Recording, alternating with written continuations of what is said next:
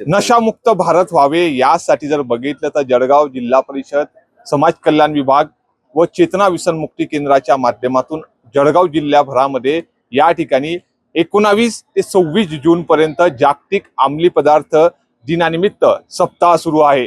या सप्ताहाच्या पार्श्वभूमीवर जर बघितलं तर जिल्ह्याभरातील प्रत्येक शासकीय डिपार्टमेंट असेल, जसं की पोलीस विभाग असेल, सरकारी विभाग असेल, पोलीस BSNL ऑफिस असेल किंवा ST महामंडळ, या ठिकाणी जनजागृतीपर कार्यक्रम या ठिकाणी समाज कल्याण विभाग जिल्हा परिषद यांच्या वतीने घेण्यात येत आहे। आपण याच सप्ताहानिमित्त आयोजित जळगाव बस स्थानक येथे या ठिकाणी शपथ घेण्यात आलेली आहे आणि या शपथविधी सोहळ्याले या विभागाचे प्रमुख आपल्या सोबत बोलण्यासाठी आहेत। सर, काय सांगाल, अनोख्या पद्धतीचा शपथविधी सोहळा आज या ठिकाणी बस स्थानकात पार पडलेला आहे, कसं बघताय त्याला? सर, एक अनोखा आगळा वेगळा आणि समाजासाठी खूप गरजेचा असा हा उपक्रम आहे। सर्व प्रकारे जे व्यसन आहेत ते सर्वांसाठी अतिशय वाईट असतात। प्रत्येकाचं आरोग्य असो किंवा आर्थिक परिस्थिती असो, यासाठी नशामुक्ती करणे हे गरजेचे आहे। आज नशामुक्ती अभियानाच्या या सप्ताहानिमित्त हा जो कार्यक्रम सामाजिक न्याय विभाग व जिल्हा परिषदच्या वतीने घेण्यात आला, हा एक खूप चांगल्या प्रकारे वाखाणण्याजोगा आहे व याच्याने ST महामंडळाचे आमचे जे सर्व चालक वाहक यांत्रिकी कर्मचारी असतील अथवा पर्यवेक्षक कर्मचारी यांच्यात खूप मोठी एक समाज जागृती निर्माण झाली। सर्वांना याचे आज महत्त्व पटवून दिले। नशामुक्ती करणं किती फायद्याचं आहे, आपल्या वैयक्तिक आयुष्यासाठी देखील फायद्याचं आहे, असं सर्वांना आज या कार्यक्रमाच्या निमित्ताने आपण पटवून दिलं आहे। सर, एकीकडे जर बघितलं तर ST महामंडळातील ड्रायव्हर कंडक्टर बरेचसे काही आता प्रमाणात मागील जे काही ड्रायव्हर कंडक्टर येऊन गेले ते नशा करत होते आणि बरेचसे अपघात देखील आम्ही देखील बघितले, तुम्ही देखील या ठिकाणी बघितले। मात्र या संपूर्ण प्रशासनाच्या वतीने जो सप्ताह सुरू आहे की डॉक्टर चेतन दिवेसपुरे याचं सप्ताह संपूर्ण नशामुक्ती सप्ताह करतायत, कसं बघतायत? या माध्यमातून काहीतरी फरक पडेल आपल्या याची? हो, यातून 100% नक्कीच फरक पडेल। बऱ्याच गोष्टी ज्या असतात ते जसं म्हणतो आपण अज्ञानामुळेच होत असतात। तर या कार्यक्रमाच्या निमित्ताने बऱ्याच सर्व कर्मचाऱ्यांना नशामुक्तीचे वाईट परिणाम समजून आले। आज वेगवेगळ्या प्रकारच्या ज्या नशेमुळे घटना होत असतात त्यांचं देखील उदाहरण दिले गेले। त्यामुळे कर्मचाऱ्यांना ते एक कुठेतरी जाणीव झाली की हे नशा केल्याने काही विपरीत परिस्थिती देखील येऊ शकते। तर अशी विपरीत परिस्थिती येऊ नये या बाबतीत त्यांच्या मनात देखील एक खूप मोठ्या प्रकारे स्थान निर्माण झालंय की नशामुक्ती न करता आपण जगलो तर अपघात होण्याचे प्रमाण देखील आपले कमी होऊ शकते। दैनंदिन आयुष्य देखील आपलं चांगल्या प्रकारे ओढू शकतं। विस्पुते सरांनी ते सर्वांना उदाहरणासकट माहिती दिली आज। निश्चितच हे होते या जळगाव आगारातील प्रमुख सर। मात्र सर, तुम्ही संपूर्ण जिल्हाभर 19 तारीखपासून या ठिकाणी जो सप्ताह सुरू केलेला आहे, 26 तारखेला जागतिक अंमली पदार्थ दिन आहे, त्याच्या निमित्त समाज कल्याण विभाग असेल किंवा आपल्या व्यसन मुक्ती केंद्राच्या माध्यमातून संपूर्ण जिल्हाभर फिरून एक व्यसनाची शपथ घेत आहे व्यसनाधीनतेकडे जाण्यासाठीचा, कसं बघताय, कसा प्रतिसाद या संपूर्ण या कार्यक्रमाला?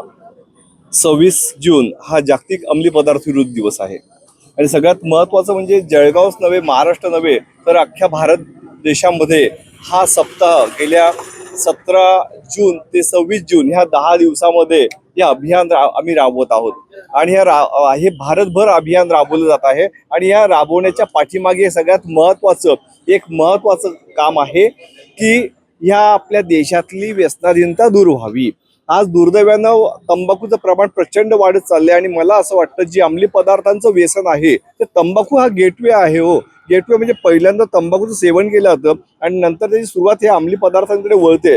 आज दुर्दैवाने 5% विद्यार्थी म्हणजे कोण हो, ज्यांचं वय बिलो 70 आहे, बिलो 16 आहे, म्हणजे 16च्या आतली जी विद्यार्थी आहेत ही 5% ह्या व्यसनात अडकलेली आपल्याला दिसून येतात। आणि हा जळगावचा प्रश्न नाही, महाराष्ट्राचा प्रश्न नाहीये, हा अख्ख्या देशाचा प्रश्न आहे आणि ह्या देशातली व्यसनाधीनता कमी व्हावी, महाराष्ट्रात व्यसनमुक्त व्हावा या उद्देशानं हा सप्ताह मोठ्या प्रमाणात साजरा होत आहे।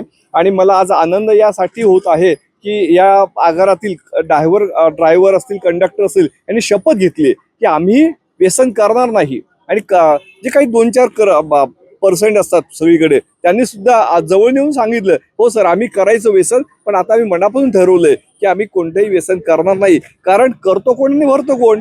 हा व्यसन हा एका व्यक्तीचा आजार नाहीये, परिवाराचा आजार नाहीये, तर हा समाजाचा आजार आहे। म्हणजे एखादी व्यक्ती व्यसन करतो त्याचे परिणाम हे पूर्ण समाजाला बऱ्याचदा भोगावे लागतात। याचं उदाहरण आपण अनेकदा पाहिलं असेल आणि मला असं वाटतं या सप्ताहातून अनेक व्यसनमुक्तीचा संदेश घराघरात आणि मनामनात जाईल असा मला विश्वास वाटतो।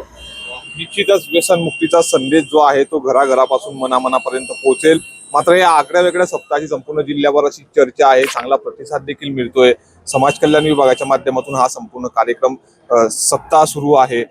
कसं बघतायत, काय वाटतंय किंवा आपण या ठिकाणी या व्यसनापासून दूर करण्यासाठी यशस्वी व्हाल? निश्चितच हा एक चांगला प्रयत्न सामाजिक न्याय विभाग आणि भारत सरकारतर्फे सुरू असल्याचं आम्ही बघतोय. या आठवड्यात डॉक्टर नितीन विस्पुते यांनी विविध विभागांमध्ये जाऊन उत्स्फूर्तपणे लोकांना सहभागी करून एक चांगला संदेश देण्याचा निश्चितच मजबूत प्रयत्न होत असल्याचं दिसत आहे. आज एस.टी. महामंडळाचे व्यवस्थापक साहेब पण स्वतः उत्स्फूर्तपणे ते आलेत आणि त्यांनी बऱ्याच चांगल्या गोष्टी शेअर केलेल्या आहेत. आणि मी परत एकदा या सामाजिक न्याय विभागाचं कौतुक करूच इच्छितो, सरकारचंही कौतुक करू इच्छितो. आणि त्याचबरोबर या अभियानाला तळागाळात नेणाऱ्या डॉक्टर नितीन विस्पुतेंचंही मनपूर्वक आभार. निश्चितच या सप्ताहात सुरू असलेल्या या समाज कल्याण विभागाला चांगला देखील प्रतिसाद मिळतोय. मात्र या पद्धतीने जर बघतोय तर काही एस.टी. बांधवांनी या ठिकाणी शपथ घेतलेली आहे. आपण त्यांच्याशी बोलण्याचा प्रयत्न करूया. आता काय सांगाल, आज अनोखा सप्ताह सोहळा या ठिकाणी पार पडला आहे. व्यसनाधीनतेकडे नेण्याचा प्रयत्न या ठिकाणी प्रशासनाचा सुरू आहे. तुम्ही शपथ घेतलेली आहे, काय सांगणार? सर, प्रथम तुमचं आम्ही स्वागत करतो. तुम्ही एस.टी. महामंडळात आले आणि आम्हाला जे 2 गोष्टी सांगितल्या, तुमचं हार्दिक स्वागत करतो. पण सर, तुकाराम मुंढे साहेबांनी जे आपल्या जिल्ह्यात राबवणं चालू केले, व्यसनमुक्ती असो, भेसळ असो, या सर्व गोष्टी असतं, तसे अधिकाऱ्यांनी जर चालू केलं ना तर कुठलंच गावात व्यसन होणार नाही, कुठल्या खेड्यापाड्यात होणार नाही, कुठल्या शहरात होणार नाही. पण हे जे संविधानाचं पालन कोणी करत नाही, कुठला अधिकारी करत नाही, त्यामुळे गावागावा खेड्याखेड्यात टपरीवरती दारू विकली जाते, खेड्याखेड्यात गुटखा विकला जातो, गांजा विकला जातो. सर, जबाबदार कोण असणार आहे? शासनच जबाबदार असणार आहे, कारण ते संविधानाची अंमलबजावणी करत नाही.